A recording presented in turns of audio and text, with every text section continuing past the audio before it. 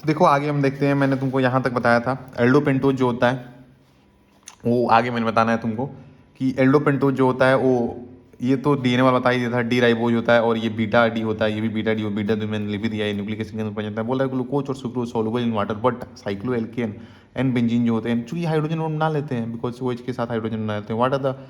What are the expected product hydrolysis of lactose. Lactose को अगर hydrolysis करते हो तो क्या क्या मिलेगा तेरे को मालूम है भाई, अगर हाइड्रोलिसिस करते हैं पानी देते हैं तो लैक्टोज और पहले ग्लेक्टोज बोलोगे, लैक्टोज एंड ग्लूकोज मिलता है। How do explain the absence of aldehyde group in the pentose pentaacetate. कैसे एक्सप्लेन करोगे absence of aldehyde group in, क्योंकि वो बॉन्ड साइक्लिक फॉर्म एग्जिस्ट करता है ना। प्रोटीन मोस्ट अबंडेंट बायोमोलिक्यूल होते हैं, तुमको बताया था। All protein are polymer of alpha amino acid, मालूम होना चाहिए तुमको। अमीनो ग्रुप होता है, कार्बोक्सिलिक ग्रुप होता है, ये सब्स्टिट्यूटेड मीथेन होता है। अल्फा बीटा पोजीशन इसके रिस्पेक्ट में डिसाइड करते हैं कि ये इससे अल्फा पे अब प्रेजेंट है, अल्फा कहलाएगा। और सारे सारे प्रोटीन जो होते हैं ना वो अल्फा, देखो all protein polymer of alpha amino acid, ठीक है ना।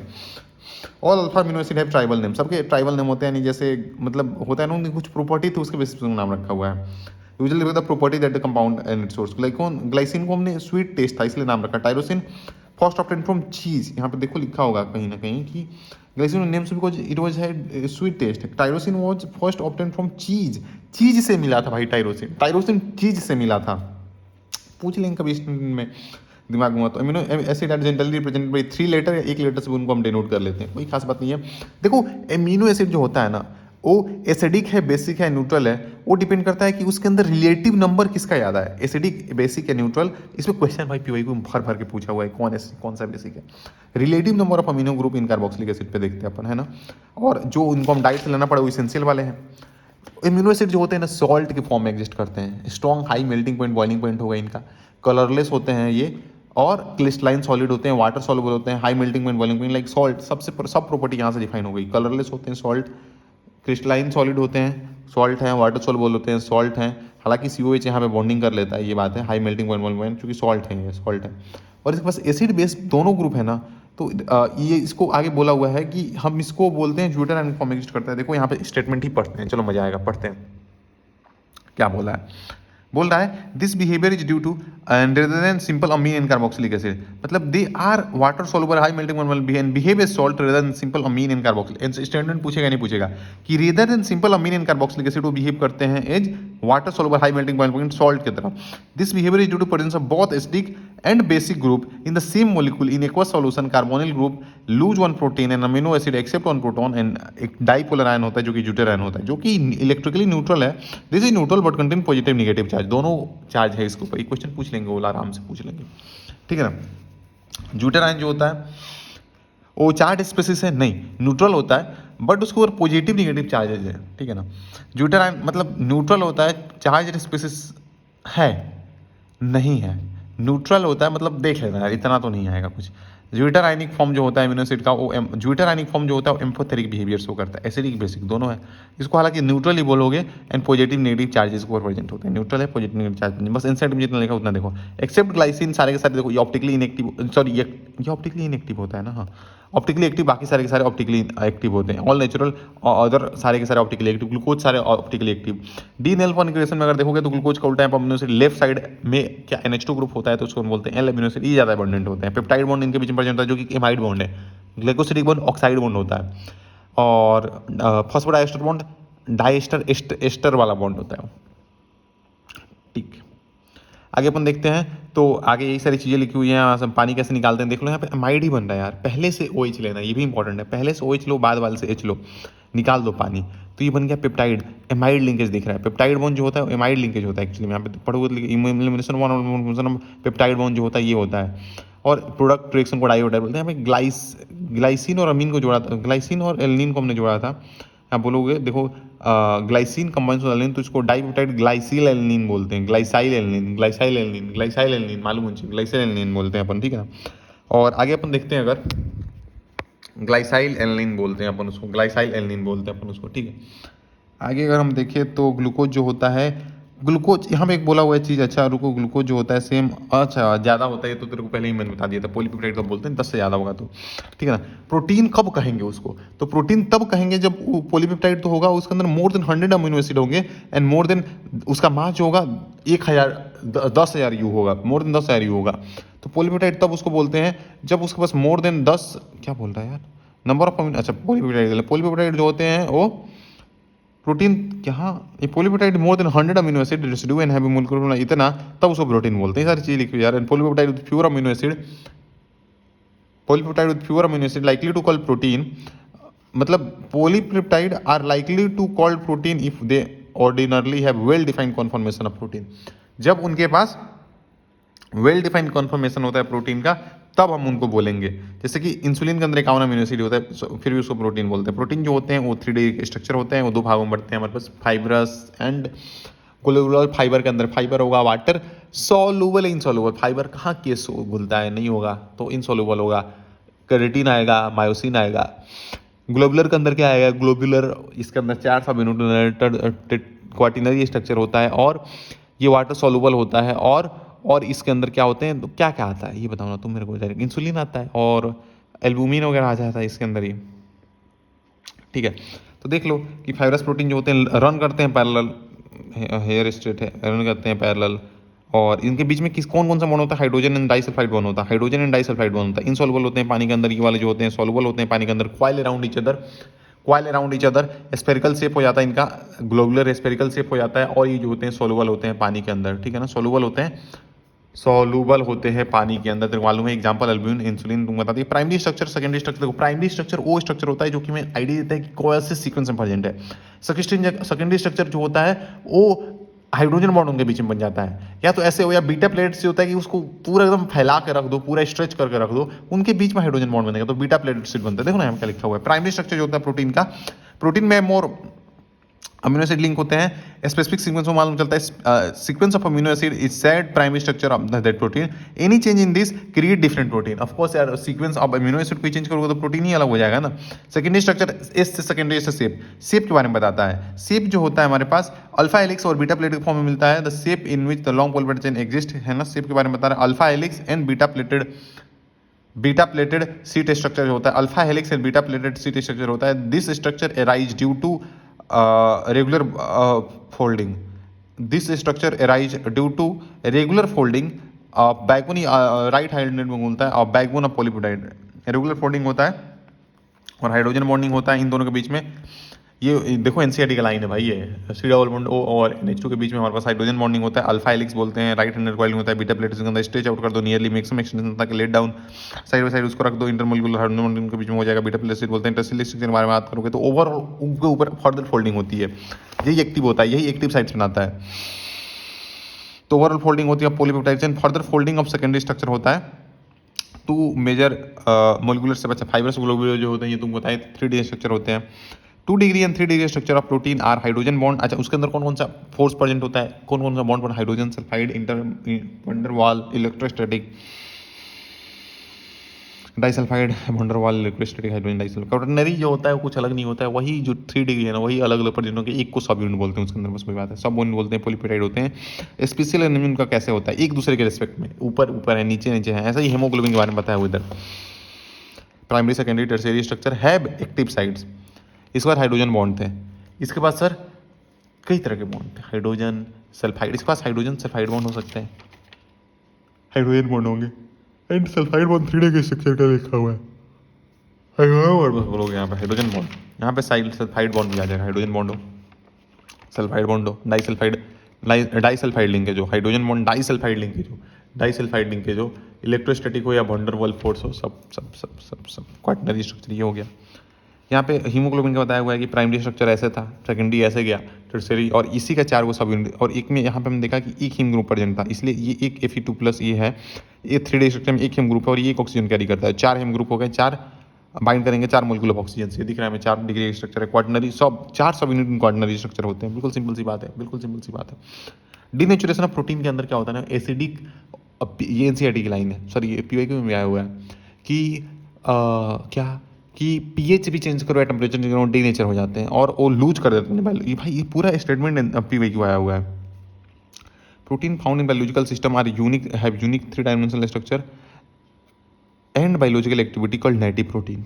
स्टेटमेंट मालूम होना चाहिए। When a protein in its native form is subject to any physical change like change in temperature और केमिकल चेंज इन pH, जब हम उसको when the protein let's say subjected to any physical change like change in temperature और chemical change in like change in pH, change temperature या pH करो तो hydrogen bonds disturb होते हैं, उसकी वजह से ग्लो, ये क्वेश्चन है भाई, हेलिक्स अनकॉइल होते हैं, ग्लोब्यूल्स अनफोल्ड होते हैं, हेलिक्स अनकॉइल होते हैं, ग्लोब्यूल्स अनफोल्ड होते हैं, प्रोटीन अपना बायोलॉजिकल एक्टिविटी लूज कर देता है, ऐसे एक वाइट खराब हो जाता है, ऐसे कि कर्ड हो जाता है पीएच चेंज की वजह से, वो कर्ड मतलब समझ में आ रहा है, डी नेचर हो जाता है, D nature 2 degree 3 degree structure destroy होते हैं, पहला इंटेक्ट रहता है, एक वाइट और कर्डलिंग ऑफ मिल्क का एग्जांपल दिया, बोल रहा है कि the melting point and solubility of water amino add कर रहे हो तो ढंग से करो ना, बोलते हैं हमारे पास the melting point in solubility in water amino acids are generally higher than that of corresponding halo acid, explain, क्या एक्सप्लेन करने का बोल दिया, दोबारा पूछो ना, बोल रहा था high melting point in solubility in water of amino acids, अच्छा क्यों, ये चूंकि सॉल्ट होते हैं ना, zwitterion information, high melting point in solubility in water generally higher than the corresponding halo acid,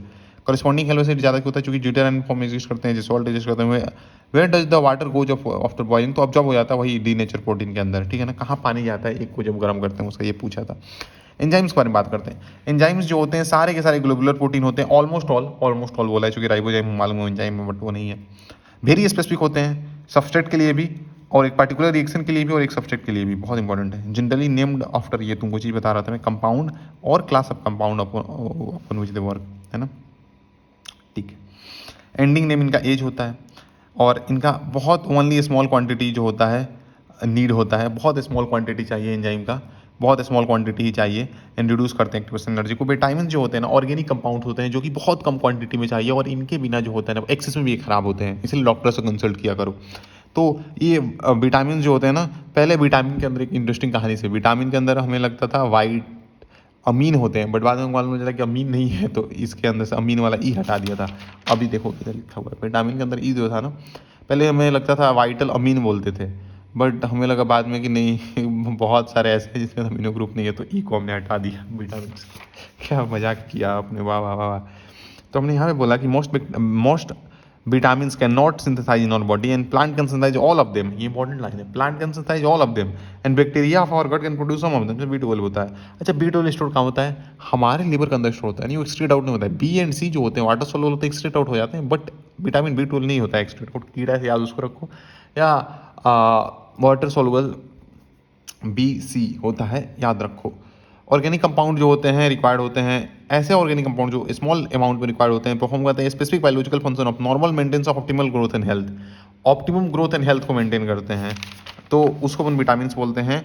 and axis of vitamin is also harmful, इसीलिए तुम बताया था कि डॉक्टर से एडवाइस लो, विटामिन वाला कहानी तुम बता दिए। क्लासिफिकेशन विटामिन, फैट सोलुबल कीड़ा, वाटर सोलुबल, जो कि ये फैट सोलुबल स्टोर कहाँ कहाँ होते हैं हमारे पास, लीवर एंड एडिपोज टिश्यू के अंदर, एडिपोज फैट वाला है, स्टोर कहाँ कहाँ होते हैं, क्वेश्चन आएगा, लीवर एंड एडिपोज के अंदर स्टोर होते हैं, लीवर के अंदर एंड एडिपोज के अंदर स्टोर होते हैं, लीवर के अंदर एंड एडिपोज के अंदर स्टोर होते हैं, लीवर के अंदर एंड एडिपोज के अंदर स्टोर होते हैं। वाटर सोलुबल विटामिन कौन कौन से होते हैं, B and C, supply regularly in diet, क्योंकि ये निकल रेडिली आउट हो जाते हैं यूरिन के अंदर, इसलिए इनको स्टोर नहीं होता है, बट विटामिन B12 स्टोर हो जाता है, लीवर के अंदर स्टोर होता है, क्योंकि मुद्दा था डीजेज देखते हैं, मजा आ जाएगा।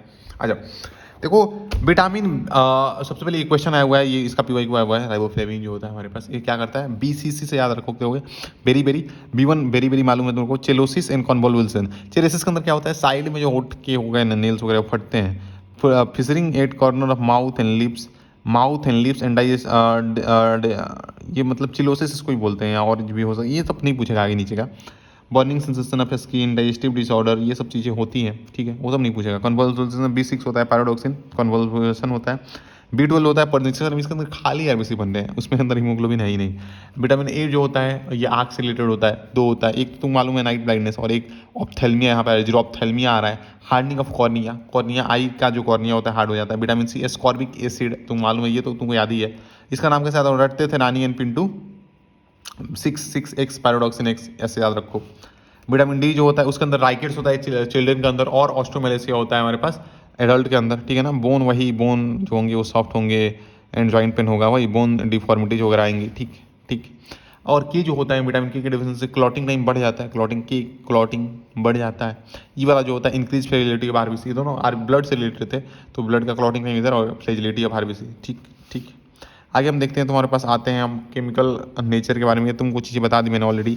हेट्रोसाइक्लिक कंपाउंड होते हैं जिसको अपन बेसिस बोलते हैं, और यहाँ पे complete hydrolysis of DNA RNA से हमने देखा कि वो क्या क्या देता है। तुम्हारे पास फॉस्फोरिक एसिड पीवाई, लो भाई फॉस्फोरिक एसिड है। क्वेश्चन पता है वहाँ पे क्या पूछा था, पीवाई के अंदर फॉस्फोरस एसिड होता है डीएनए के अंदर, और वहाँ पे फंस गए थे काफ़ी लोग। तुमको बहुत अच्छे से देखना है, नॉट फॉस्फोरस एसिड, यहाँ पे लिखो फॉस्फोरस एसिड नहीं है, फॉस्फोरस एसिड नहीं है, फॉस्फोरिक एसिड है, फंसा सकते हैं। और नाइट्रोजन होता है और हाइड्रोसाइक्लिक रिंग वगैरह मिलते हैं, इतना तक ध्यान देना होगा तुमको, ठीक है। बीटा बीटा दोनों होते हैं, शुगर डीएनए शुगर आरएनए, ये स्ट्रक्चर तुमको याद भी होना चाहिए। तुम खुद बताओ, प्यूरिन का स्ट्रक्चर जो होता है 2 हेट्रोसाइक्लिक रिंग प्रेजेंट होते हैं, और वहीं पे इसके अंदर एक ही सिंगल प्रेजेंट होता है, और इसका स्ट्रक्चर यहाँ से नाम लिखना शुरू कर दें, हालांकि इसमें उल्टा स्ट्रक्चर मत ही जा तुम। तो आगे हम देखते हैं। तो अब देखो, उल्टा नहीं मतलब बस ये हमने जैसे याद किया, ये रिंग के बगल में हम रहे थे, इसमें क्यों हम देखने जाए, ठीक। तो अब यहाँ पे देखो, ये जो होता है ना फॉस्फोरिक एसिड होता है, फॉस्फोरस एसिड नहीं होता। हल्दो मेरे को क्वेश्चन देख करते हुए दिखा था फॉस्फोरस एसिड, बट जल्दी में ये गलती नहीं करनी है। Be aware with this thing, be aware with this thing. तो ये OH यहाँ से खा जाता है, एसिड और OH अल्कोहल मिल रहा है, एस्टरिफिकेशन होता है, एस्टर बॉन्ड बनता है। यहाँ पे देखो ना, डाई एस्टर बॉन्ड बन रहा है। यहाँ पे एक एस्टर बॉन्ड यहाँ पे 5वें कार्बन पे जाके जुड़ता है, और इसके तीसरे कार्बन जुड़ता है, तीसरे और 5वें के बीच में जुड़ रहा है। देखो बोल रहा है nucleotide join together with phosphodiester linkage, और यही क्वेश्चन पूछा था। न्यूक्लियोटाइड जो होते हैं ना अलग अलग ज्वाइन टुगेदर भाई phosphodiester linkage between 5th and 3rd carbon of the pentose sugar, between 5th and 3rd carbon of the pentose sugar. बहुत इंपॉर्टेंट है, बहुत इंपॉर्टेंट है। आगे देखो, यहाँ बोला हुआ है कि इसका भी प्राइमरी स्ट्रक्चर होता है जो कि सीक्वेंस ऑफ न्यूक्लियोटाइड बताया। सेकेंडरी स्ट्रक्चर जो होता है ये डबल हेलिक्स हो गया, इसके बीच में हाइड्रोजन बॉन्ड बनाते हैं। Hydrogen bonds are present between the specific, hydrogen bond are found between specific pair of bases. Statement आ जाएगा कि हाइड्रोजन बॉन्ड जो होते हैं वो बने होते हैं सिर्फ और सिर्फ स्पेसिफिक पेयर्स ऑफ बेसिस के बीच में। हाँ, चूंकि ये टी के साथ ही बनाएगा, जी सी के साथ बनाएगा। सेकंड स्ट्रक्चर आरएनए जो होता है, 2D स्ट्रक्चर आरएनए जो होता है सिंगल स्टैंड होता है, and is present sometime fold back on itself. मतलब जो होता है is present which sometime fold back on itself, sometime 2D structure RNA का कोई पूछे तुम बताओगे हाँ सिंगल स्टैंड हेलिक्स होता है, और समटाइम खुद के ऊपर ही फोल्ड बैक करता है। तो sometimes it fold back on itself, sometimes it fold back on itself, sometimes it fold back on itself, sometimes it fold back on itself, sometimes it fold back on itself, ठीक है ना। बाकी अलग अलग form के RNA होते हैं। HB Khurana जो थे, हर गोबिंद खुराना जो थे, क्रैकिंग जेनेटिक कोड दिया था। डीएनए फिंगरप्रिंटिंग का क्या होता है, यूनिक फिंगरप्रिंट होते हैं, बस सर्जरी के थ्रू चेंज कर सकते हैं, but unique can be alter through surgery, but DNA unique for a person होता है, और उसको कभी भी अब तक कोई भी ऐसा नॉन मेथड है ही नहीं, नॉन ट्रीटमेंट नहीं है जैसा हम उसको चेंज कर पाए। सेम होता है हर एक सेल का। कहाँ कहाँ चेक कर पाएंगे, आइडेंटिफिकेशन ऑफ क्रिमिनल के अंदर चेक कर पाएंगे, पेटेंटी के अंदर। अगर कोई ऐसा डेड बॉडी मिल गया उसके पेरेंट्स से मैच करके, किसकी डेड बॉडी खून उसका मिल गया कोई एक्सीडेंट, तो पेरेंट्स का कंपेयर करके डीएनए मालूम कर पाएंगे। और रेशियल ग्रुप्स के अंदर रीराइट बायोलॉजिकल इवोल्यूशन, अगर कोई मिलता है ऐसा ग्रुप जो आप जानना चाहते हैं उसका बायोलॉजिकल इवोल्यूशन, तो इसमें काम आएगा। अब हम बात करते हैं आगे biological function of nucleic acid. DNA is chemical basis of heredity, ठीक है। DNA is exclusively responsible for maintain, exclusively आएगा स्टेटमेंट, बहुत इंपॉर्टेंट है। DNA is exclusively responsible for maintaining an identity of different species organism over million of years. बिल्कुल सही बात है, over million of year. DNA is exclusively, RNA नहीं है, DNA is exclusively responsible for maintaining the identity of different species and organism over million of years. बिल्कुल सही बात है। और आगे हमारे पास क्या बोल रहा है, another important function of nucleic acid is protein synthesis in the cell. दूसरा जो होता है इंपॉर्टेंट न्यूक्लिक फंक्शन, उनका काम होता है एनोदर इंपॉर्टेंट फंक्शन, मतलब इंपॉर्टेंट फंक्शन जो होता है न्यूक्लिक एसिड का, protein synthesis in the cell, ठीक। स्टूडेंट मालूम होना चाहिए। आगे बोल रहा है जो होते हैं हार्मोन्स के बारे में बात करें, हार्मोन जो होते हैं help to maintain the balance of biological activities of the body. Question आएगा स्टेटमेंट में, हेल्प करते हैं to maintain the balance of biological activities in the body, help to maintain balance of biological activities in the body, help to maintain balance of biological activities, balance of biological activity in the body. इनका the role of insulin keeping blood level within narrow limit, narrow limit में वो रखता है। Growth hormone जो होते हैं, 6 hormone जो होते हैं, play role in growth and development. Question आएगा सीधा स्टेटमेंट क्वेश्चन आएगा, growth hormone and 6 hormone play role in growth and development. बिल्कुल सी बात है। थायरॉक्सिन जो होता है एक आयोडीनेटेड डेरिवेटिव अमीनो सिंथेसिस, ये मैंने तुमको पहले उधर बताया हुआ है कि थायरॉक्सिन जो होता है ना, iodinated derivative amino acid from tyrosine, tyrosine से डेराइव होता है, आयोनाइज्ड हार्मोन होता है, produce in thyroid gland, ionized derivative होता है। और of amino acid ionize derivative होता है ऑफ किस अमीनो एसिड, टायरोसिन। ठीक, मालूम होना चाहिए। आगे बोला है हाइपोथायराइडिज्म जो होता है उसको से लेथार्जीनेस इन ओबेसिटी आती है, चूंकि ये जीएफआर कम करता है ना। और सोडियम आयोडाइड लेते हैं तो commercial table salt ionise salt के फॉर्म में, अगर किसी को ग्वाइटर वगैरह हो गया तो वहाँ पे सोडियम आयोडाइड लेते हैं। देखो बोला ग्वाइटर के बारे में इधर कि low level of iodine in the diet में lead to hypothyroidism and damage of thyroid gland. This condition largely being controlled by the addition of sodium iodide to commercial table salt ionise salt. ठीक है ना। Hypoglycaemia weakness and increase susceptibility to stress, ये Addison's disease में होता है। Edison's disease में ये चीज़ होती है, एडिसन्स डिजीज में ये चीज़ होती है। और यहाँ पे एक चीज़ बोला हुआ है कि लो लेवल ऑफ आयोडीन के लिए हमने ये चीज़ देखा था। तो एडिसन डिजीज में क्या होता है, हाइपोग्लाइसीमिया, ये भी चीज़ मालूम होती है। अल्टर द कार्बोहाइड्रेट मेटाबॉलिज्म, वही हाइपोग्लाइसीमिया होती है। वीकनेस, फैटिग सख्त फील होता है और इंक्रीज सस्पेक्टिबिलिटी टू स्ट्रेस होता है। डी वॉइस हमारे पास एंड्रोजन करते हैं। Oestradiol is the main female sex hormone. Oestradiol जो होता है मेन फीमेल सेक्स हार्मोन होता है और जो कि कंट्रोल करता है मेंस्ट्रुअल साइकिल को भी, यही चीज़ लिखो। It is the development in the control of menstrual cycle. Why cannot vitamin C stored in our body? Water soluble. What are the products would be formed when a nucleotide and DNA containing thymine is hydrolyzed? बोला है कि क्या product बनेगा, what product would be formed when A nucleotide from DNA containing thymine is hydrolysed. कितना बकवास question पूछा हुआ। बोला कि क्या प्रोडक्ट बनेगा एक न्यूक्लियोटाइड जिसके शुगर के साथ जो जुड़ा हुआ थाइमिन है, तो वो तो फॉस्फोरिक एसिड देगा ही ना, वो तो शुगर देगा ही ना, और वो साथ में थाइमिन वाला nitrogen base. When RNA in hydrolyzed there is no relation on the quantity of obtain bases. क्यों? चूंकि अगर ए 10% तो जरूरी नहीं कर सकते हैं ये उतना होगा। हाँ, डीएनए के अंदर क्या पता है कि अगर ए इतना है तो टी भी उतना ही होगा, और उसमें 100 लगा के 2 कर दो तो जी से उतने ही होंगे। ठीक है, चलो बाय।